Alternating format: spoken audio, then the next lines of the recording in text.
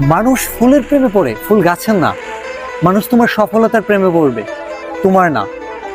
ফুল আর সফলতা দুইটাই কিন্তু ক্ষণস্থায়ী। আজকে যে ফুল ফুটে আছে, কালকে সে মাটিতে লুটিয়ে পড়বে। তুমি নামক সফল মানুষটাও কাল কিন্তু সাবেক হয়ে যাবে। অহংকার সত্যি তোমার আমার মানায় না।